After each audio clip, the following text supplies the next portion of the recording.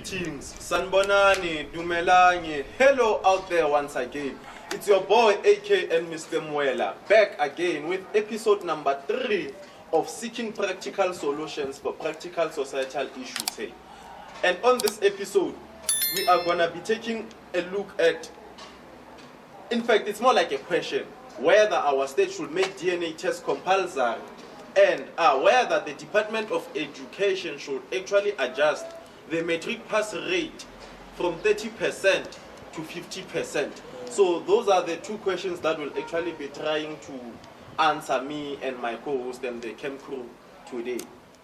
So, but before we kick off our episode, please note that you can become a certified real talker by joining our Patreon community of real talkers, as we are still on the path of seeking practical solutions for social issues. And this community is all based on like us coming together, looking for solutions that we are facing around our neighborhoods, and then actually starting programs that are based on addressing such factors. So in order to be part of that community, you can just visit patreon.com/realtalkwithak, the People's Podcast.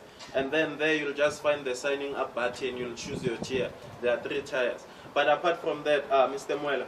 Mr. AK. How's it, brother? Can't complain.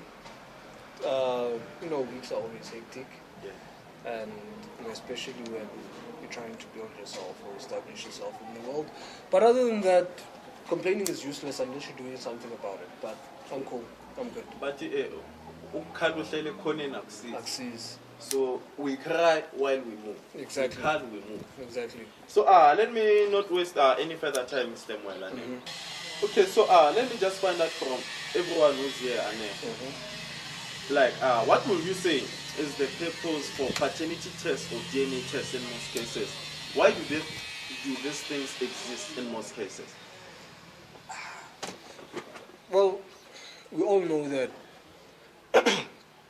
80 to 90% of the time people always deny, should I say, the legitimacy and biological paternity of their kids, whether it be girls and boys.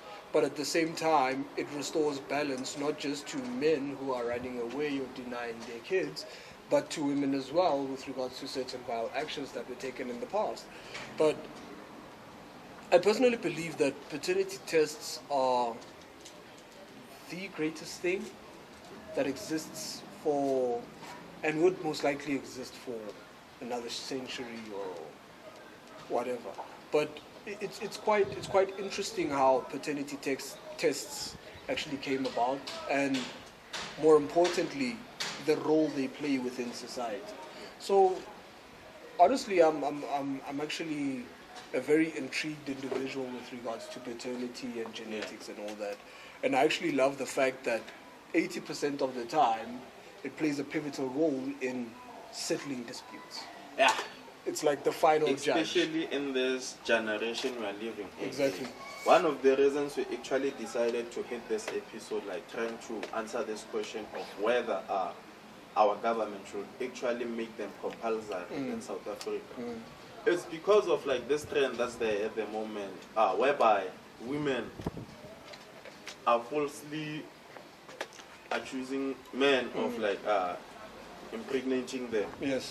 And men are out here raising kids that are not theirs, and then they found out at a later stage, So these are some of the things that we'll be talking about today, because these things are actually contributing to our mental health. Exactly. Just the other day on social media, there's this guy who was trending.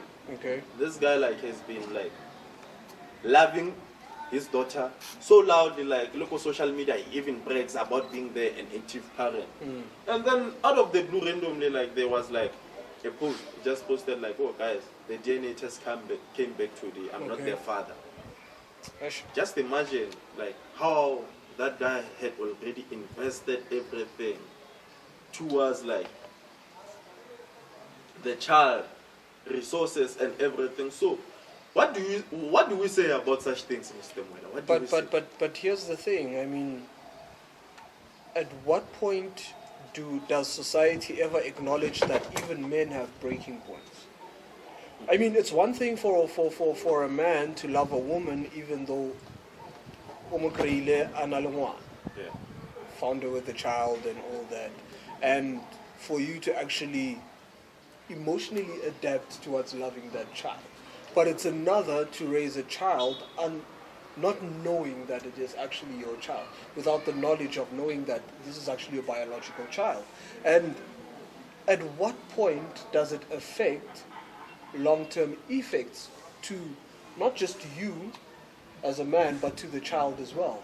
Because the child is just another pawn that's used amongst the game. I don't know whether I wouldn't classify it as a game, because if it's a game, it's a pretty nasty-ass game. But to the situation that occurs between two grown-ass people. And I, for one, believe that 80 to 90% of the time, everyone should know where they stand with each other. It includes the kids as well, in a general perspective. Yeah.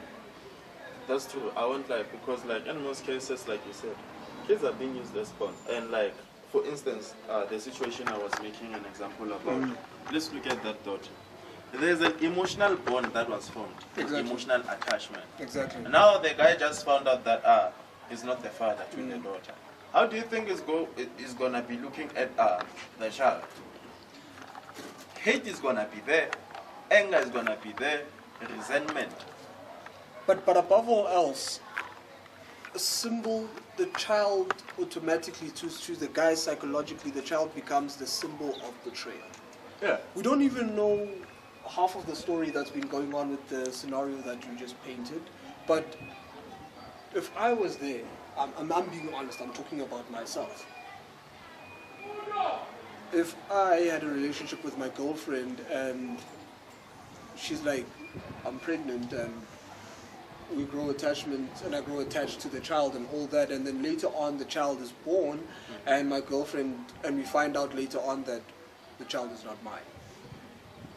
The child is forever going to be the subject of what triggers my mind in saying that you are the greatest symbol of betrayal that my girlfriend or my wife or my partner has actually showed unto me. And these are things that have an impact in society, because the more we actually encounter these things, the more toxic we become as a community, as society at large. Even under the comment sections, they were women. Yeah. And like, that's why I saw her like, hey, these women, and in most cases, What I do they was say? like, nah, you should stay for the sake of the kid. Treat the kid, just stay and keep on being the father to the kid. And the question becomes, who has actually mentioned or questioned the psychological well-being State of the guy? Exactly. That guy right now might be even thinking of suicide because of how much he was so invested in raising that child. Exactly. Then there's someone there, and it was mostly women majority, where they're like, nah, don't hate the kid. Yeah, that's not wrong. Yes. But expecting the guy to be there still playing father duties. I'm about to go to a point, like, what about the real dad? Exactly. What happens when the real dad decides to find out? Because maybe he was never told. Because one thing I know about women, such things occur for two reasons. The actual baby daddy might be broke, or they don't really know who's the father. Yeah. In most cases, Yeah. that's why the handball is one thing. Yeah. I don't know when or what you think. For me, it's more of, even to us as Machita as well. Yeah. There are guys out there who are like, I wish I didn't have a child with this particular woman. It's not that I have a child that's the problem. It's just that I have a child with this particular woman that's the problem.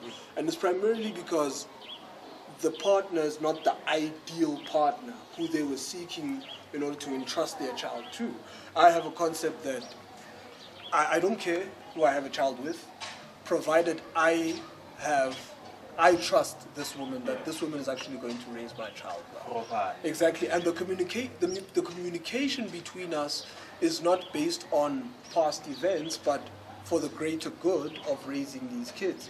And we're still living in the past and actually drawing people in and saying that, yes, but this happened in the past, that's why we actually broke up, we could have been raising this child together. But people are missing the point. People are missing the point. So I don't know, but I think we should, by the country just mandating paternity tests or DNA results is a step to the right direction in actually fixing the country. But here's the thing. Because this question was actually raised on Twitter, Okay. Whether DNA test should actually be made compulsory. Women were against it. Why? That's what I want us to try and find out today. Why is it that women are actually against this thing, but they are it's more like they agree that okay, it's wrong, Tabadi henceforth. But why are they against the DNA test? Because usually, as a guy, once you go to your girl and be like, okay, I want the DNA test. That's a war on itself. Yeah, because some women are going to feel insulted. They're going to be like, so you never trusted me all along for you to actually require us to have a DNA test or something like that. Maybe it's an understandable angle, but at the same time, you need to understand that by this thing being mandated and women not having a voice as to whether this should go on or this shouldn't, it's actually going to compromise one important thing, which is the security of women in those relationships. We need to start questioning whether women are actually secure or insecure, and as to whether their opinion in the matter might change the entire projection of the family household that they build separately. Yeah.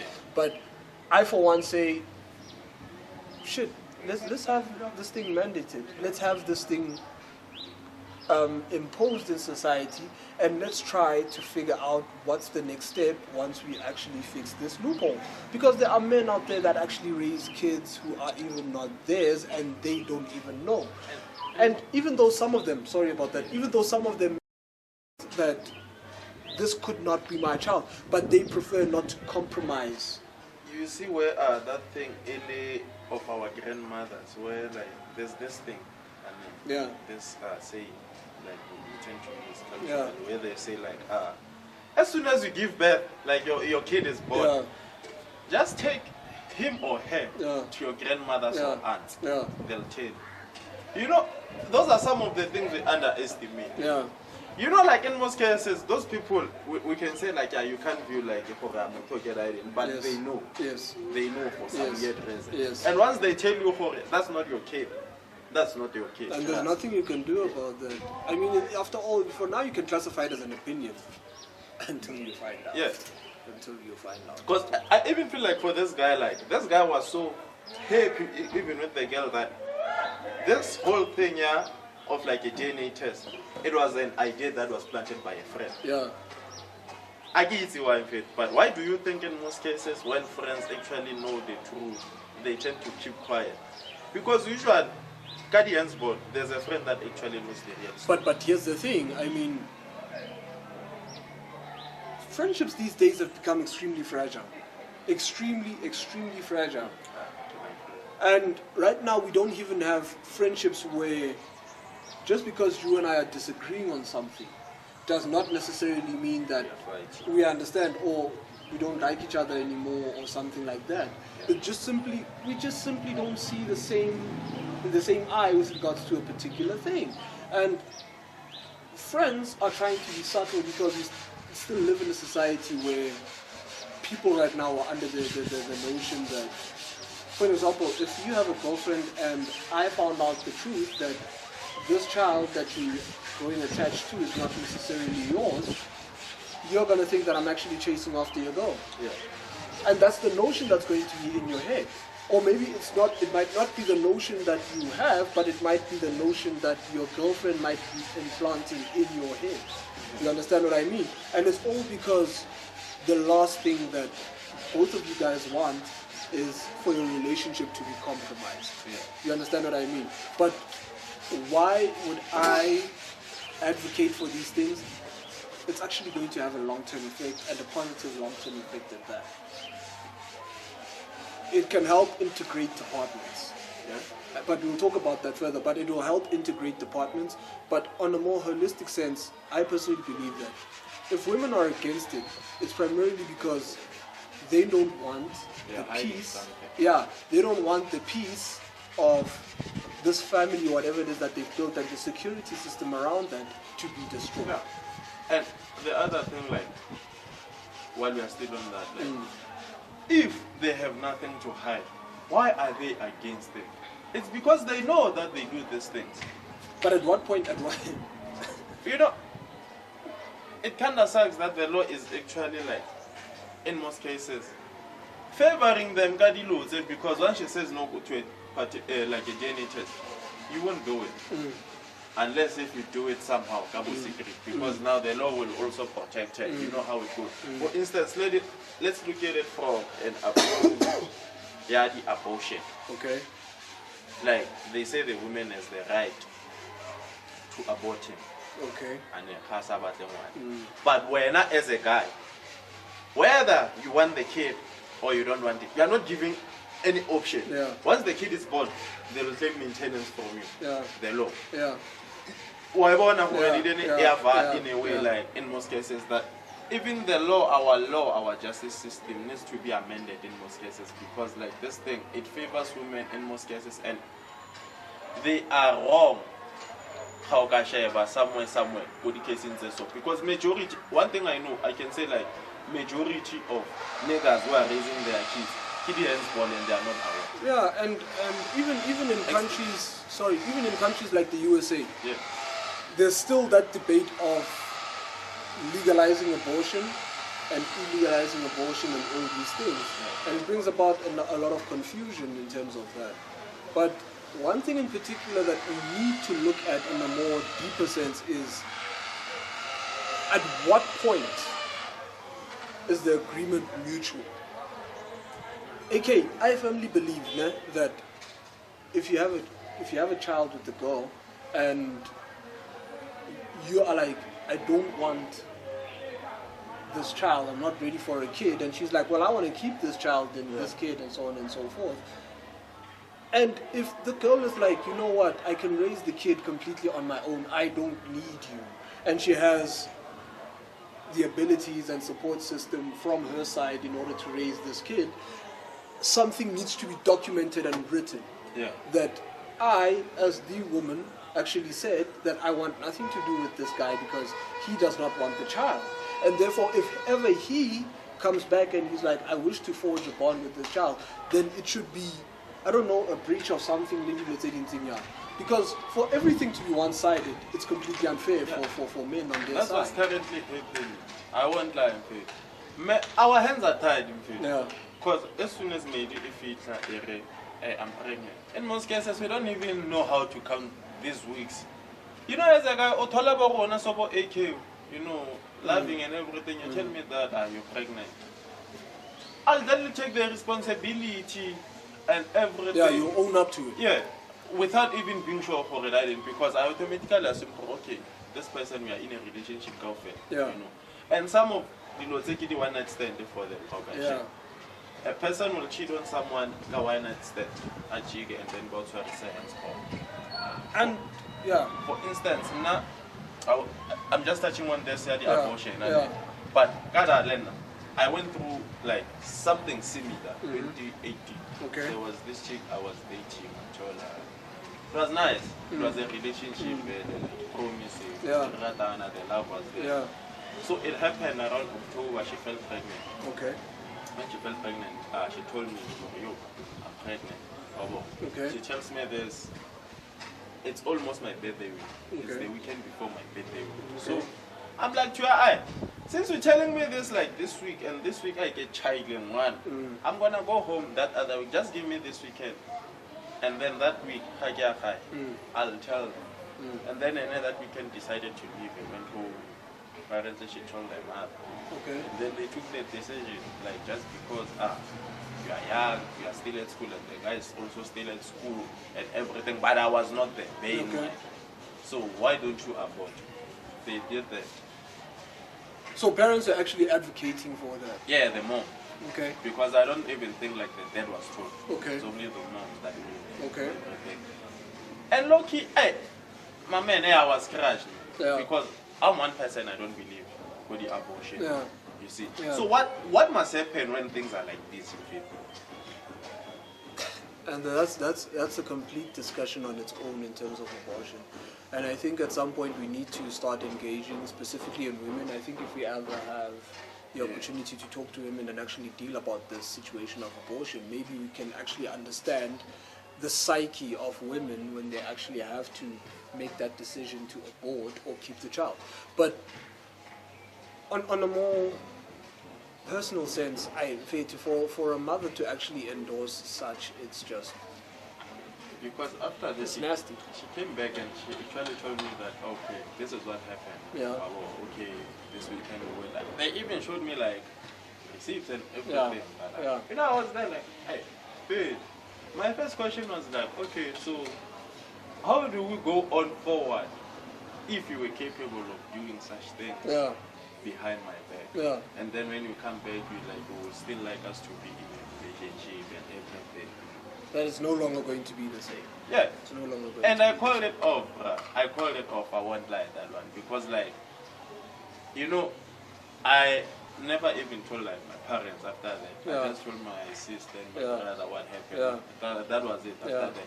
But psychologically, when I'm chilling that day, I can be like, hey, my kid was supposed to be turning 3 years Yeah. and everything. Yeah. It's one lady handsball. It Yeah. is handsballs. Yeah. Because someone actually becomes emotionally attached. They find out that this is not my kid or child.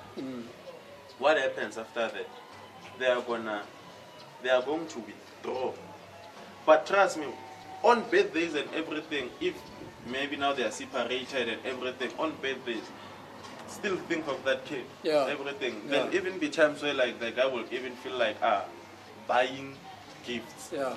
But my man, let's just move on. And then, you know, like in most cases, where like these handballs occur, it's in like townships and neighborhoods. Okay. What would you say is the contributing factor to like most women in townships actually falsely accusing men of impregnating them while it's not them? 2 reasons. And funny enough, as I was actually reading on today's topic, Yeah. there was something that I was thinking about, and someone just told me about it. There's now a growing trend.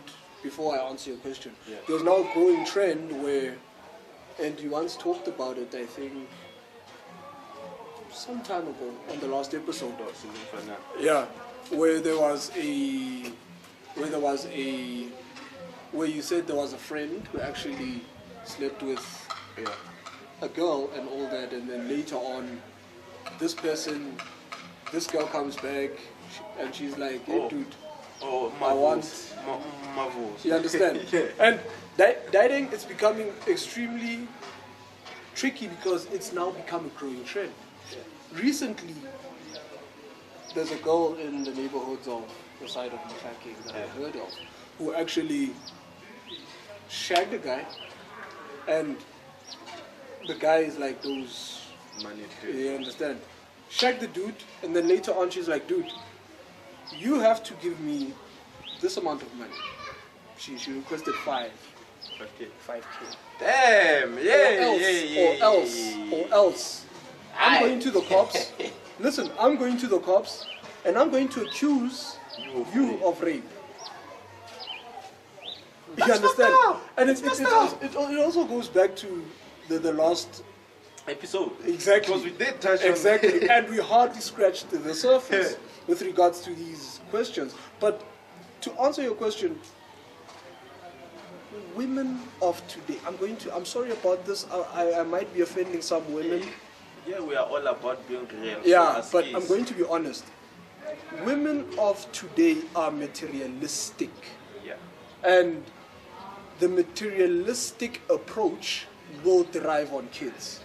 That means they want to find the best and crucial way of making sure that they are secured, there's no struggle. Soft life. You understand? And now imagine you actually attacking a guy like Mufeni and then falsely accusing me that I am the father of the child and all these things and I have to raise the child. At my place, and then and so on and so forth. Only for them to side with their family member instead of understanding what actually happened. Okay. And even if you start imposing this thing of, okay, look, if this is my child, I'll own up to it. Yeah. But can we please have a DNA test? It's a problem. It's a problem because even the uncles will start feeling offended as though we as a family would never raise a child that would be so dishonest as to falsely accuse you of. It becomes a matter of the family now getting involved, the other family, like parents now getting involved in our business. Now they start to hating each other, calling each other names. Exactly. And it's all because one person is being dishonest. And this happens in our neighborhood, especially black townships. I don't know what's wrong with black women, lady penalty.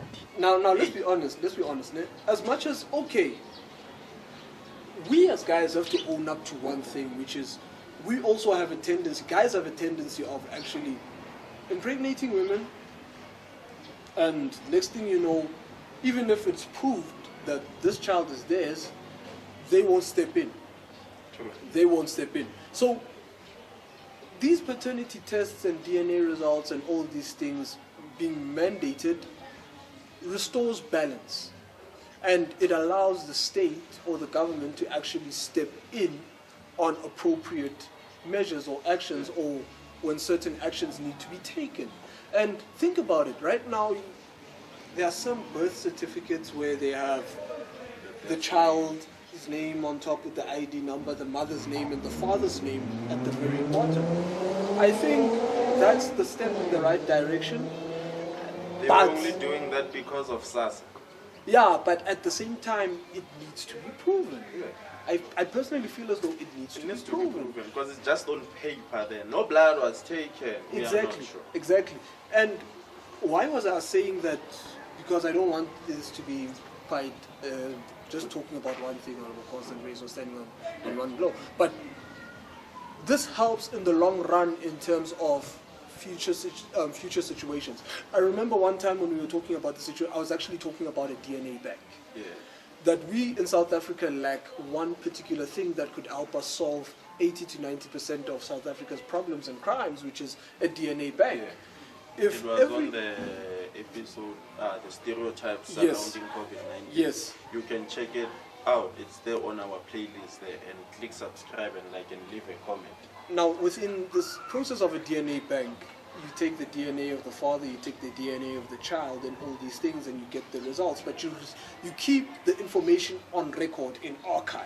Yeah. So much so to a point where if ever you commit an offense or a crime, Yeah, they're on the system. you are there on the system. If we find some DNA evidence, all we do, we just take that evidence, we take it to the lab, we process that information, and we see who does it link with. It helps tracing. It's more like fingerprints and everything. These things automatically, they should not wait for you to get arrested first. Yes, yes. Because once I get arrested without like a record, Haban Shapa system, I don't appear Yes, automatically. yes. They still need to go and verify if maybe get a license. That's when I'll start appearing. Exactly. But in most cases, it's hard. So a DNA bank is actually needed. A DNA bank is essential for everything. Yeah. So that you know that if ever you like falsely accuse Lidi Lutseginsinyalo, then all you do, you just get straight to the point and be like, okay, then if the judge is like, can I order that the court goes and conducts a DNA test?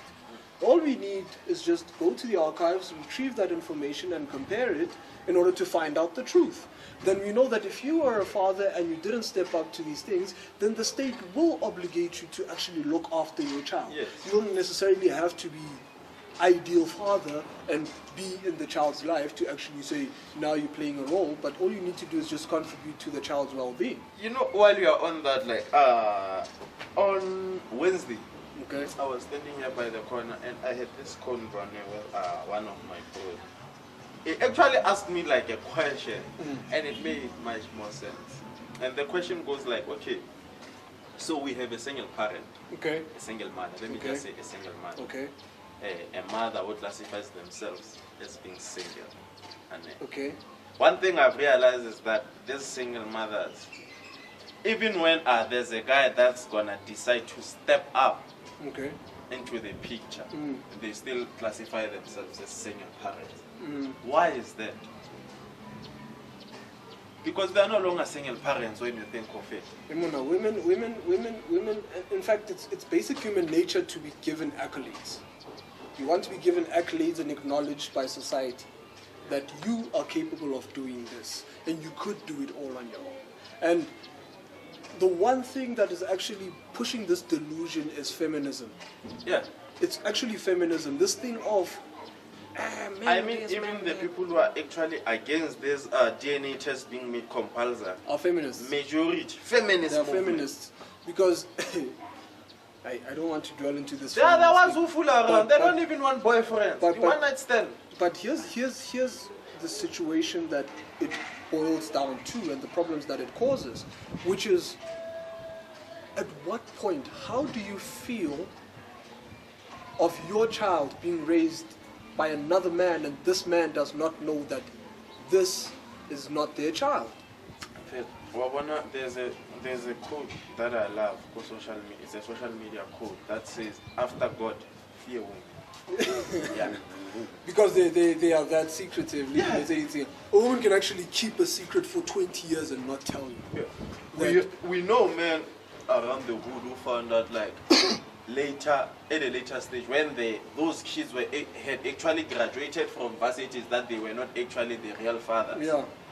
In our hood, more than 5 for Kababa. But here's the funny part. Here's the funny part about this whole thing, which is women do not want to be viewed as the bad guy in the eyes of their children. They always try to be the victim. Yes, that's why they will do anything to make sure that their narrative is favorable at all costs. And they will build these stereotypes in society to a point where they'll be like, men this, men that, men this, men that, men this, men that. And when men start to defend themselves, they're like, 80% of you guys are on this. 80% of you guys are doing this. 80% of you guys are behaving in this particular manner. And it's all because of the stereotypes that women have been pushing and the narratives that they have been conducting for so long. So we need to look at this in a very holistic approach, which is the justice system really that impartial? I think we once said this on one of our episodes, man. I'm not sure which episode, because we do a lot of joking, by the way. Yeah.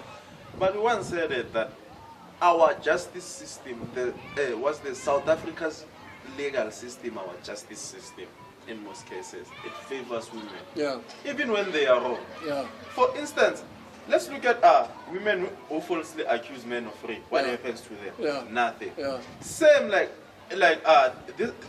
this was supposed to be like my closing question before the break that we are about to go on.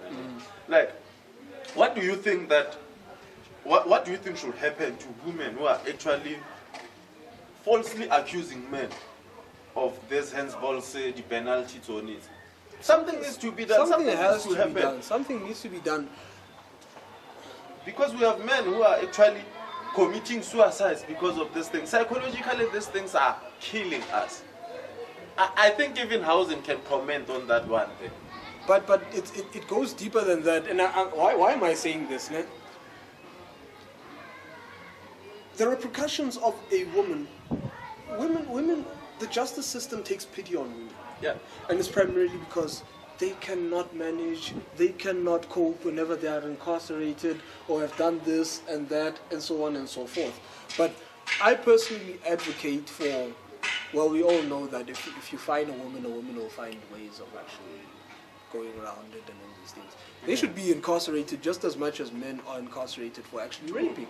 And by removing the woman and the child from each other, because here's the thing now it becomes this psychological thing of the mother and the child cannot be separated, they should not be separated and all these things. But what you failing to ask yourself is the question of what would you as a mother teach your child if you just keep on being part of this society? Because now you're contributing negatively towards society by actually imparting these poor and wrong ideologies to your child.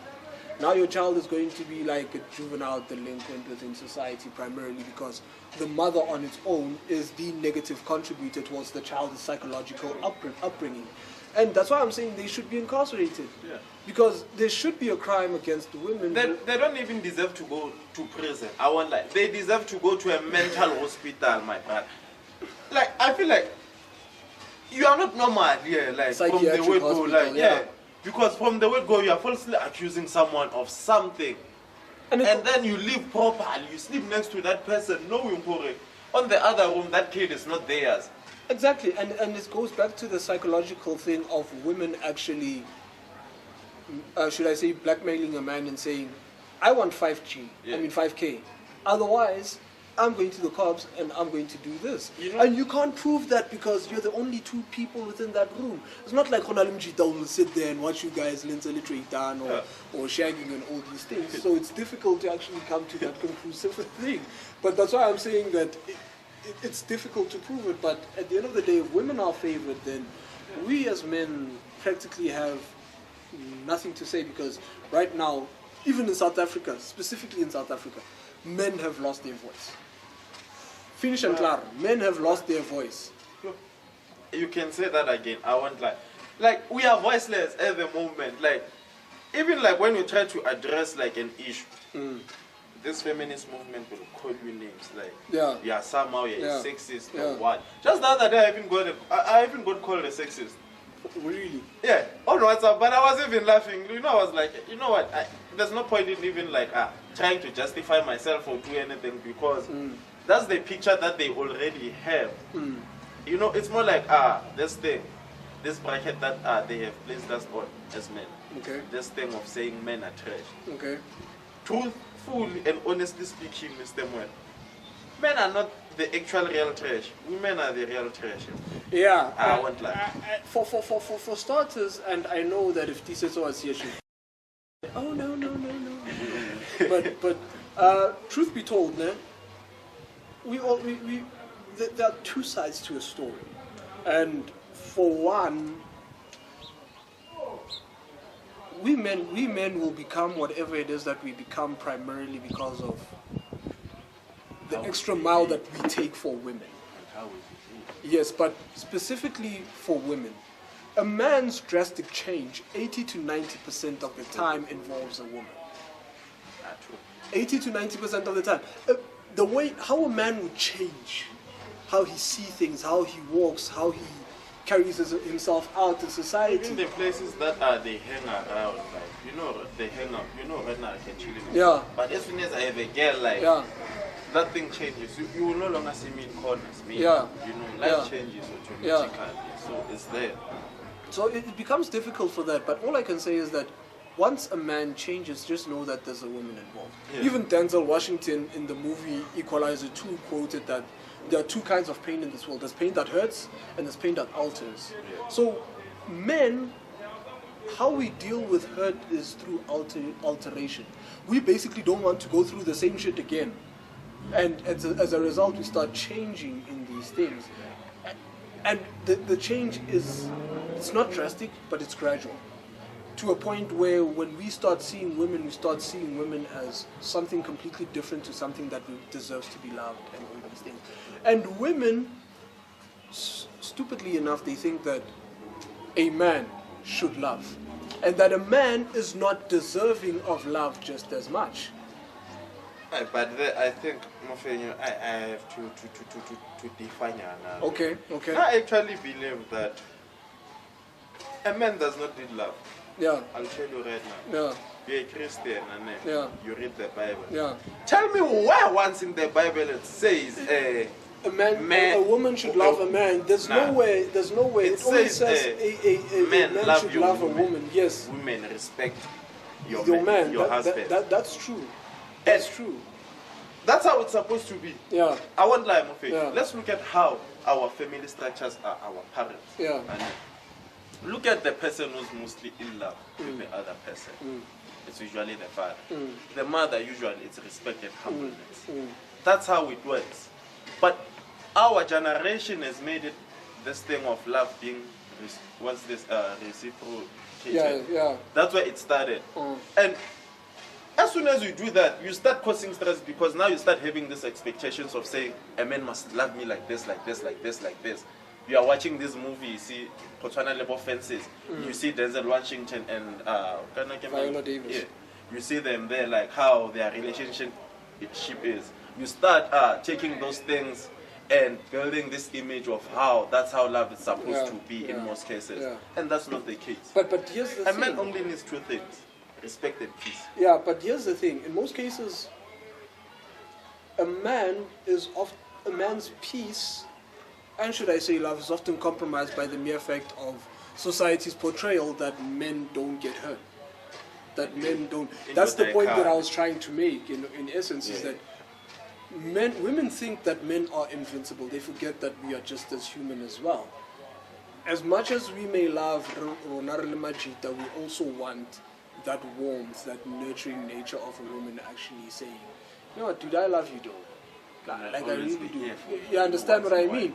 So, women need to go back in understanding their main role and purpose in a man's life. It's one thing for a woman to understand her role in her life and all that destiny. I get it. The problem is they classify the relationships that our parents, our fathers and mothers have as toxic in most cases. Toxic in what way? Like this feminist movement in most cases, how about we are not like our mothers, will not be submissive or what? Okay. Such things, you know. Okay. That's where it starts, you know. Okay. And you know, these things of being submissive, that's what a woman does at the end of the day. Like, you know,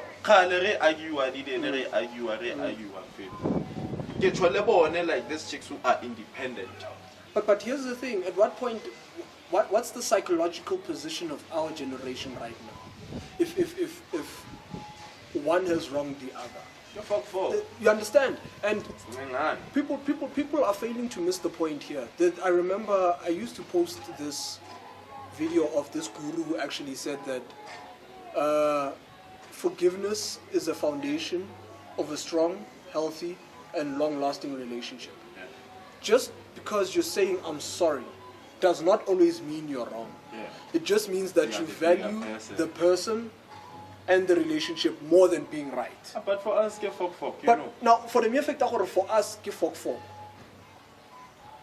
what does it help? What does it solve? What does it correct? And there are certain things where at some point we just need to be held by the hand in certain things and being like, okay, you guys, both of you guys, this one says this is your child, this one says it's not my child. Let's go to court, we'll conduct a DNA test, and then we'll conclude this. You know, these things should actually be conducted as soon as the child is given born. birth. Yeah. It's given birth. Yeah. That was better. There are doctors. Yeah. The resources are there. Yeah.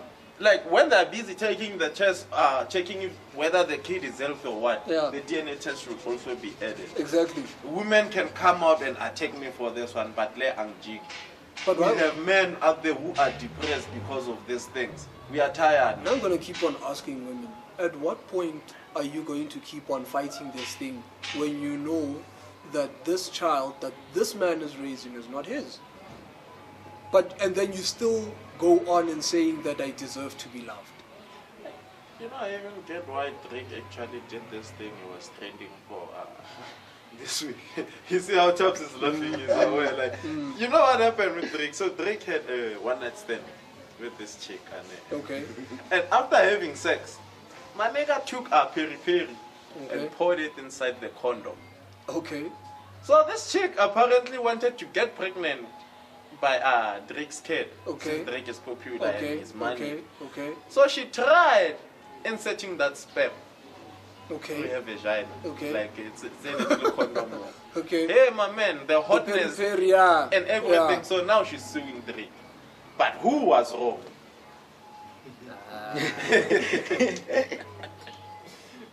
Where do you think of it? Like, it does not make sense. It all goes back to the point I was making of the law. Like, our law is failing us. But hey, my man, you see, we are about to dive much more further to this thing of law. As when we come back from our short break, we'll actually be talking about this matrix pass rate. Metric 2022, like a beso, and whether we actually, whether like our government should actually shift the current pass rate for matriculants, which is at 30% Yeah. to 50%.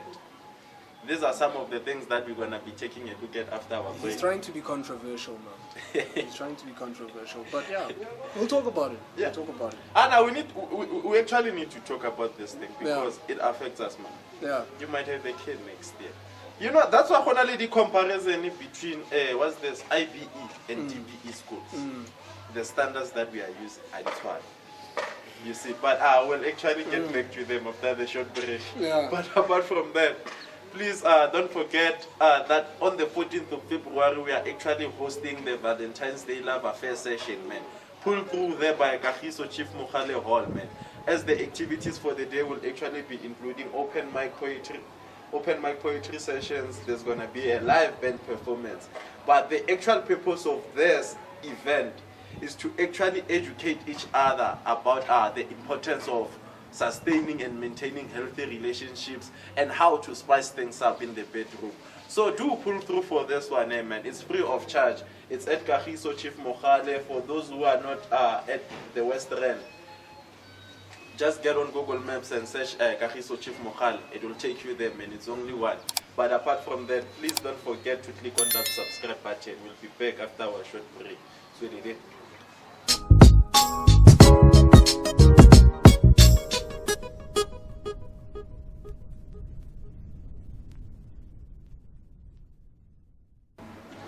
And we are back again, guys, and we are still continuing about our conversation with my co-host, Mr. Mueller, as we are still trying to answer this question of whether paternity tests or DNA tests should actually be made compulsory in South Africa. As you might have seen on our convo, like in most cases, we've already covered most of the points. So right now, it's more like we're going to be ripping off our convo and then moving on to the next question. And that is the one that is to do with our Department of Education. So, my man, in conclusion, but before I ask you this question, let me just remind the real talkers out there that they can actually join our exclusive community and become certified real talkers, a community that's focused on seeking practical solutions for societal issues. So you can visit patreon.com/real talk with AK, the People's Podcast there, and then you can choose any tier. We actually have 3 tiers, which is the general membership tier. That's where you can get like the basic stuff for the podcast, everything. And then there's the premium tier. That's where the merchandise, exclusive invites, Qs and As are there. And then there's the super real talker. That's where like those people who are actually unique, people that usually prefer separating themselves from the rest of the majority or the crowd. That's where you are at. So just visit Patreon /Real Talk with AK, the People's Podcast. You'll find everything that you need to know. And you can also visit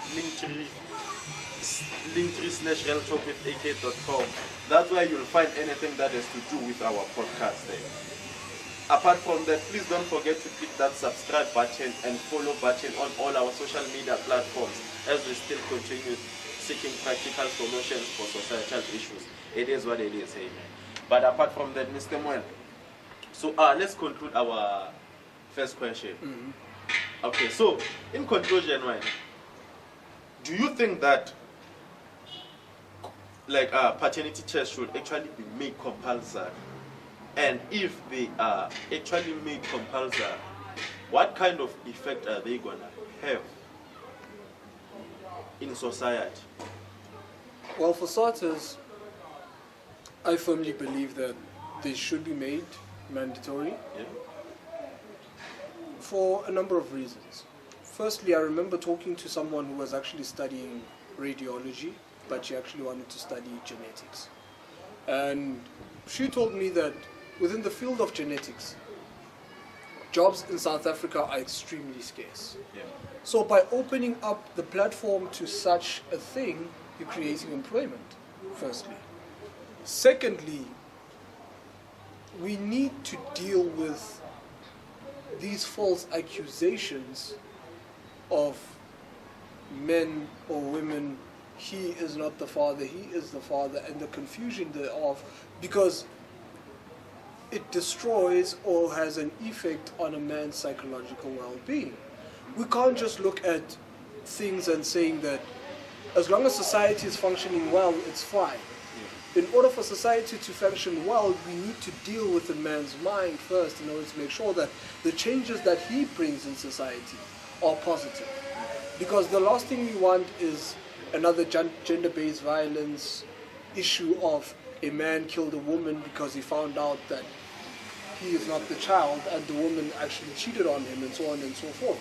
Women want to play victim when they actually are the main protagonists in certain situations with regards to lying towards men. Yeah. So by doing that, you're actually restoring balance to the issue. And thirdly, you are teaching, if someone does not understand the concept of accountability, you are teaching the word accountability to people and responsibility thereof. Because now we know that if they know that you are the father of a certain child that you conceived, you have to take the responsibility in making sure that that child is well raised.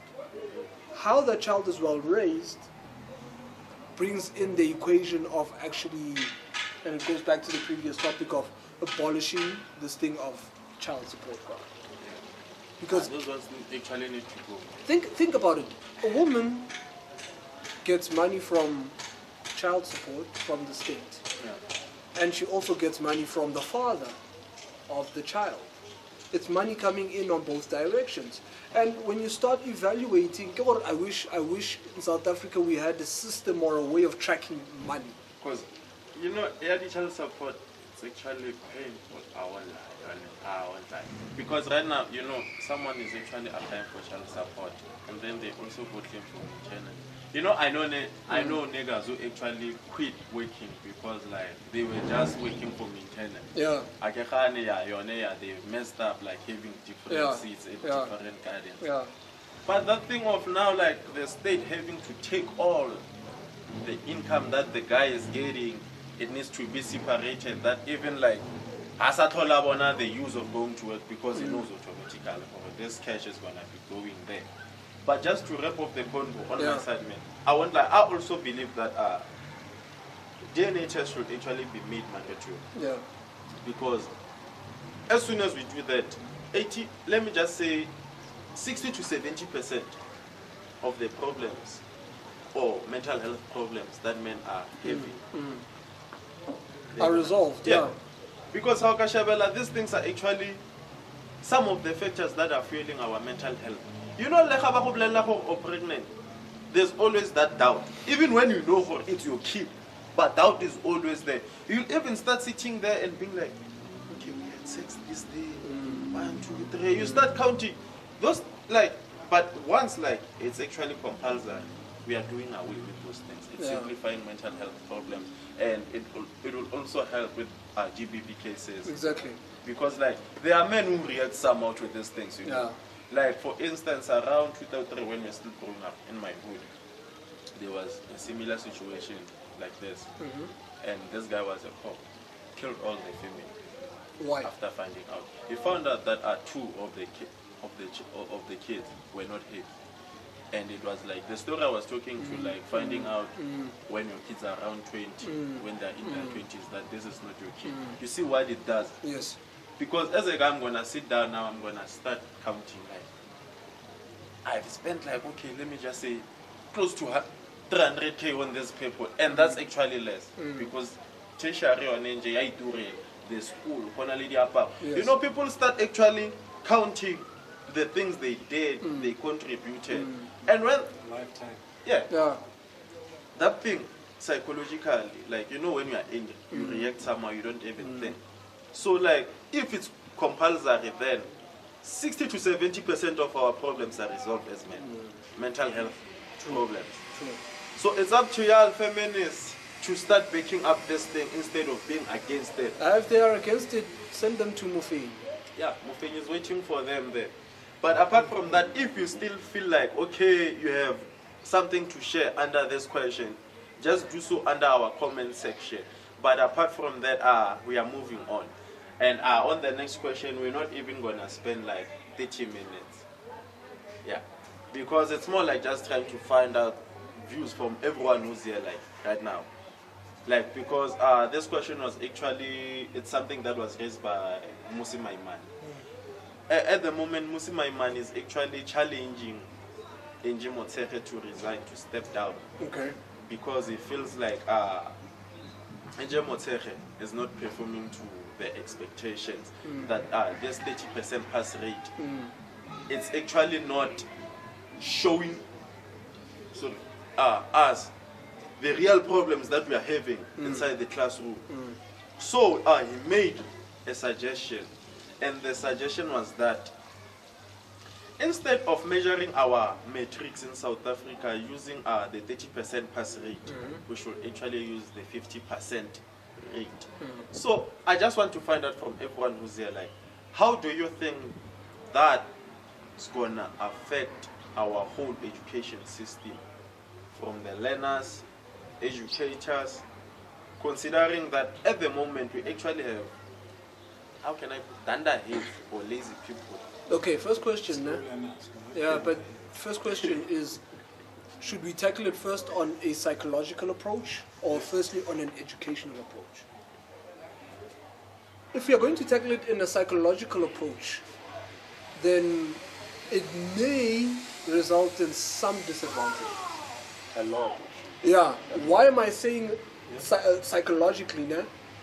Because this thing of 30% pass rate, it's designed with an intention of making sure that everybody is happy and proud of the progress that they made in school. Builds their self-esteem that I can do better, I can do better. I actually, like, someone agreeing with me, my mind. We can't be having mathematics at 30% as a pass rate, but and science. Here's what I'm getting at. Here's what I'm getting at. And I want you to hear me out. Right now, South Africa is so afraid of publishing the number of suicidal rates shortly after the release of matric results. Just because we don't read or hear from the news about suicide rates that are occurring does not necessarily mean that they are not occurring. It's like those suicide rates these days actually have decreased a little bit because of us, in most cases, our generation. Because like, we do advise on social media platforms, and there's actually organizations that actually encourage, like, nah, this is not the end of their life. You can actually go back and reapply, rewrite your matric, such things, encouraging and being there for counseling. So maybe the rate is actually decreasing. But it does not change the fact that it's... Yeah, it still happens. That's why I'm saying, in a psychological approach, it's going to disadvantage some people. Now, in order for such a transition to occur, moving from 30% to 50%, you need to create educational, now I'm going to the educational side of system. You need to create an educational system whereby if those who can't reach that pass rate of 50%, those people, you divert them into something that can still yield results. Practicality. Yes. You know what they used to do, like where I was schooling, Yes. there was this thing where, like, okay, once they saw, okay, there's a learner that's actually struggling with grasping the theory or book study, they will write a letter, refer them to colleges where they start teaching boiler making, rigging, such things. But such things are no longer happening. And the question is, where is it no longer happening? That's the big question that we need to ask ourselves. I hate talking about my journey from school, but in the schools that I've attended, there was this one school, and even till today it still exists. And I think it's the only school that I know, Pro Practicum. Yeah. Other people call it NSPA. Yeah, it's still there. It's still there. It's still there. And all these kids that move from that school to, from the other schools to different schools, they're already working, they're already establishing themselves, and they work to such an extent that they run their own businesses. Yeah, true. Even though they are using other people to liaise themselves in accounting and all these things, but they own their own businesses. And if Musi Maimane is going to vouch for this, and I'm not saying that I'm not, I am. Yeah. On the contrary, I am. Then it's going to help us in the long run in terms of building or helping the country build itself. And it's also gonna help with decreasing the number of rejections that we see students being rejected by this tertiary institution. Because I won't lie, and this 30% pass rate is one of the reasons you have learners who pass their matric with admission to a bachelor's degree still getting rejected by varsities. Yeah.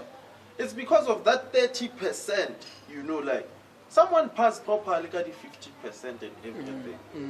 But that's not enough, how we Shabella, because someone from a private school, Otaka, another standard, the bar was set up there. Automatically, the varsity will prefer that one because they know that one is actually much more informed and everything. Yeah. But ours, we are not. Like the point you are making, it's more like instead of maybe increasing the metric pass rates and everything, I feel like our Department of Education is actually at a point where it should actually start introducing practical classes in high schools. Because like how they are learners who are not so good with theory, you know, like reading. But as soon as you give them like that thing that was written down to perform, it's a totally different story. There are schools out there that do exist and do still do that thing. And I was part of that school before I actually changed schools. But here's the one thing that we need to look at, I think, and come to conclude, which is once you initiate these things, make sure that it's for the betterment of the country and not for the betterment of the position of the ministerial position that you took as the Minister of Education. If you're going to increase, for an example, yesterday when I was listening to stats, they say out of 10 kids, 8 pass. Out of the 8, 6 go to university. And then the other, and then the other 2, they either take a gap year or they just can't qualify for admission to a university. And then they say from the 6, 4 of them qualify for bachelor's. And then 3 certificate, diploma, and all these things. Now, just because you passed your matric rate with a bachelor's, does not necessarily mean that you can enter into any university. Now, let's look at it in a far deeper sense. Right now, when you look at university admissions, 80 to 90% of the time, the faculties are humanitarian. Is it humanitarians? Humanitarian, social development studies, political sciences. What else? Even logistics, like teaching your West. Now, when you start to look at highly required faculties, engineering, health, science, and all these things, it becomes difficult. They run away. They're like, course is challenging because they were not prepared from school. Exactly. You know, I love one thing that Madiba is doing. There's like technical classes, like engineering. They actually teach those things at high school. I feel like that's what all high school should be doing at the moment. You know, like let's look at other countries. For instance, China or Japan. Kids are actually taught like more financial literacy at a young age. Yes. Things of substance these are tools that we need on our daily basis. Math, science. Even look at the actual cell phone that you take. Who do you take these people? How is that cell phone for repairs? Who do you take them to? Chinese, Indians. But for us, we don't like these skills are lacking. It's one of the reasons right now we should actually be having nuclear plantations. We can't because these skills are not there. It's because of this 30%. There's no international facility that will admit someone with a 40% and then that's considered a pass. Exactly. It's one of the reasons most South Africans, as like young South Africans, it's hard for us to pursue our educations outside, beyond the borders of the country. Because like for instance, getting admission at Harvard, let's look at how their requirements or how they set the bar. all those things. You come back and then our pass rate is at 30%. And funny enough, the country that I know that has a 50% pass rate is Zimbabwe. Yes. Whenever, even if they do finish their tertiary education that side, when they come here, they automatically apply and qualify at our universities. Yeah. Because the moment you put in a 50% pass rate, you're telling people not to cross this line. Yeah. You can play up there, but never cross this line. This is the standard. Exactly. So our standard is so low. In a way, I want like it even says a lot about our leaders as parents. Because as soon as you put it on 30%, it means that you don't believe in my potential as your child. That you decided to set the bar so low, so low, so low. But if you believe that I was capable of doing that, you would have said 50 or 60 even. And by putting it at 60, like for example, the pass rate right now is 30, no? Yeah. The celebration is at 60. Once you reach 50, 60%, you are celebrating. So imagine by elevating the pass rate from 30 to 60. Like once you even study, you know your main target is 90. Exactly. So, but all in all, I believe that it should change. And it's change not just for the individual, but for the betterment of the country. Yeah. By so doing, then we know that we are building a country with more efficient and more educated people, and not done Qualified. and not done. Not ships that are gonna be led there. Like it's high time we actually have our own things that are actually invented this side. You know, instead of depending on these foreign countries, we can do it ourselves. We just need to fix our education system. You do remember that when we were dealing with load shedding, ESCOM actually requested engineers from Italy. Yeah. While we have engineers, you know, I was actually pissed because like right now we actually have the unemployment rate that's up there and around 70. And you have unemployed graduates coming from varsities. And one thing I know, majority of these are graduates, engineering firm, engineering sector, but they had to go and source out like engineers from Italy. And just to put the cherry on top of the cake, the license machine as a country, we have only one license machine. But if our standard of learning was actually that high, these things will actually be having inventors who are actually capable of even conducting repairs to these machines. True. But here's one thing that I personally feel before we conclude this topic, which is the moment you start talking about these things of engineering and outsourcing and all so on and so forth, then start to deal with what can be done. If you're going to deal with the pass rate of the education system, you need to also deal with the education system at large. Yeah. In history, we are learning about the histories of Julius Caesar, we are learning about the histories of Adolf Hitler, but we hardly touch base on the histories that have made South Africa the country that it is today. And also the education system and the approach of it. Every country has got their own unique way of educating the future of their country. It's Japan. Japan does not believe in like kids who are doing grade up to 7 in them taking tests for exams. Because they actually feel like at that phase is the phase where like a child should actually be equipped with life skills for finance, how to deal with finance, such things. But South Africa, like, and those are not even like real facts that they are giving us. They are giving us colonized history. Yeah, but here's one thing that I wish to ask a question to, which is whose educational system have we adapted to? Here's something that I wish to tell you. I was reading a book by Robert Greene. I don't want to say the title, it's very controversial. But the Robert Greene says that Japan, and funny enough you mentioned Japan, he says Japan is the one country that has never adopted to Western ways. They remained true and loyal to their culture. So much so that if they even made an illustration that the Portuguese came to Japan and tried to strike a deal with the Japanese. When the Japanese saw that, okay, Portuguese people actually wear this is the attire they wear and all these things, the Japanese actually took their attire, and no, they were wearing it and all that, but they took it as a trend. They did not adapt to the cultures of the Portuguese. It's what we are doing, this. Exactly. So that's why I'm saying we need to look at it very clearly. The problem with South Africans, as you're saying, is we want to imitate other countries. Yeah. It's so.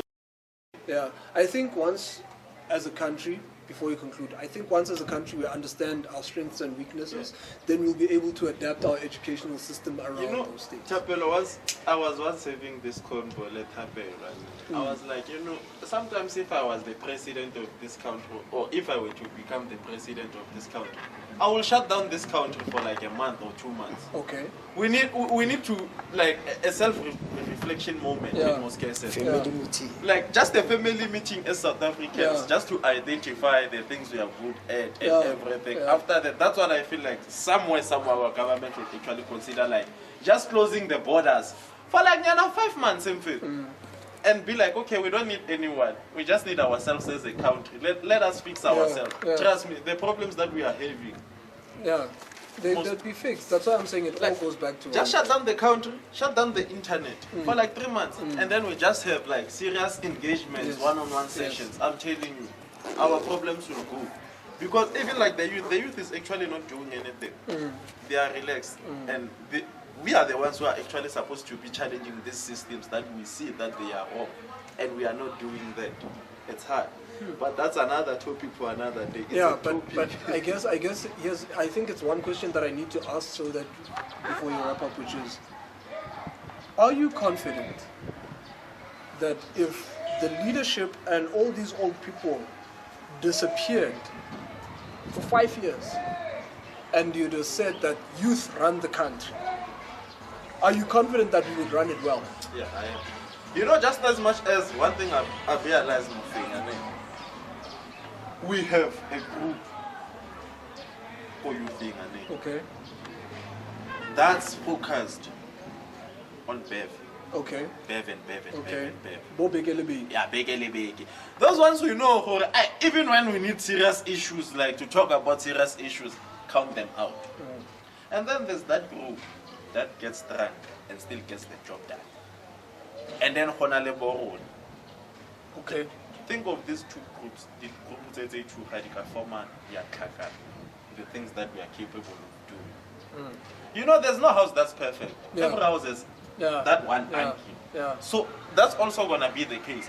But at least when we are there now, we'll actually start to understand and know how to do things on our own. Because the world is changing, and how our leaders up there, they are still stuck on those old concepts, apartheid or mentalities, ours, part of the apartheid system. The slave mentality. Yeah, so even when you tell them like the world is changing, for instance, let's look at these revolutions. The digital era when it came, the cell phone banking and everything. Our parents have smartphones, but they still go to banks every month to pay these things. Why is that? You see? Makes sense. The world is changing, but they are still stuck on their old ways. So having like someone who actually understands everything that's happening all over the technology is gonna put us at a better advantage as a country. You see, for instance, we just took 11 million loan from the World Bank. It's because of our leaders. They lack solutions. They can't think out of the box. But if it was someone young there before going for that loan, that person would have actually sat down and be like, okay, before I go for that loan, can't I do maybe something, a business to generate, to raise this money? They did not able. And with a 2% interest rate. They even failed to approach businesses. In fact, we have businesses that are actually making millions any day. Asking for 1 million from each and every business in South Africa, that's actually making that 11 million never by two. You see? So our leaders are just stuck in the past, man. Well, we'll see. We'll see. But I understand that concept of that and the loan and all that. But I guess once we break, I think for me, the slave mentality is still Intact. yeah, it's becoming genetic. It's Remember becoming the genetic. racism and tribalism episode? Yeah, where conversation spoke that we about had, this, yes. Like, it's one of the. We are still stuck on apartheid, that apartheid mentality or slave mentality. That whenever something happens, we are quick to refer to them. But that's why I'm saying it's become genetic. But I guess in conclusion to this, all I can say is that we will dwell into it, but I'm just hoping that whoever is going to become the next Minister of Education within the next 30 to 40 years, think about it. Mosema Eman is there's actually a petition going around on social media asking Njimo Tsere to step down. So, as a wrap of questions, I just want to find out, do you believe that the Minister of Education has done enough for our education system during his term? From where she started. Yeah, as the minister. And Njimo Tsere has been a Minister of For a Education while for now. a very long time. And there's... It's kind of hard to answer that question. It's really hard to answer that question. And you know why? Why am I saying it's hard to answer that question? Certain things cancel each other out, but for as long as, for example, there's a school in the Eastern Cape that had to start the academic year outside of the school premises, primarily because of a tender that was initiated in actually fixing the school, but the contractor was never paid. It's the responsibility of the department and the minister to ensure that these people are well equipped, are good, and ready to go. So for as long as, think about it, if a caretaker of a school is actually being paid by the school to look after the school, it says a lot. So I think she's done more than enough for whatever it is that she has done. I don't even know what she's done. But for whatever it is that she has done, I think it's more than enough. And she should move on. I think she should move on, and we need to start tackling education in a far more different approach. You know, I was in love with the concept that who's this Banyaza Lusufi was introducing. I don't know if it passed, where they wanted to start building BMW schools where like they were gonna teach kids how to build cars and everything. You know? It's something I just read, but after that I don't know what happened. I still need to do a follow-up on it, this one. You know, like these people, they are old. We need someone wabona I don't know. How old is he? He hasn't breached 50, if that is. Probably around that age of 40, 46, 40. You know, okay, if he's around 40 years old, but just takes ministerial positions, especially there, we need young people in those positions. Seriously, we are asking right now, you know, just put young people under these positions. They understand these industries much more better, considering like what I said earlier on of the world, how it's changing. You know, you take someone who's 50 years, you put him as the Minister of Technology. What are they going to do with it? Minister of Energy and Resources. Exactly.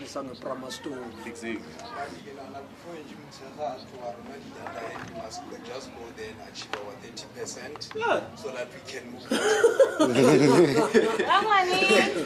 Just do that as an individual. Plus, as a teacher, let's just hear a teacher fast. We just need your view. I have one brain cell left. Apart from that, Mr. Mube, do you have anything to add on before we Nothing left. Okay, apart from that, it seems like we have reached the end of our episode.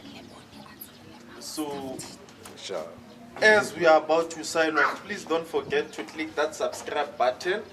And please don't forget to follow us on all our social media platforms. And we also have a blog on WordPress. It's realtalkwithak.wordpress.com. For like blog updates and everything, weekly newsletters, that's where you can sign up. And you can also visit linktree/realtalkwithak.com for all podcast related content. And then we are also on Patreon/realtalkwithak, the People's Podcast. And that's where you'll find the exclusive content that's there to find as a real talker, from mugs, t-shirts. It's a lot, man, and many more. You know DJ and DJ Minimo. Yeah, that's the one. So apart from that, just don't forget Kadi 14. We are still hosting there by Chief Mohani, the Valentine's Day Love Affair session. And hey, people are going crazy over the speed dating booth. So nifike ni ready niyabona.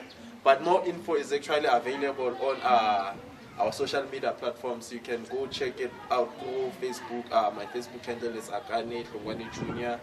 And at Twitter, it's Real Talk with AKAY, the People's Podcast, and also on Instagram. Apart from that, it's a rap from us. We are out like that. Basale kahle.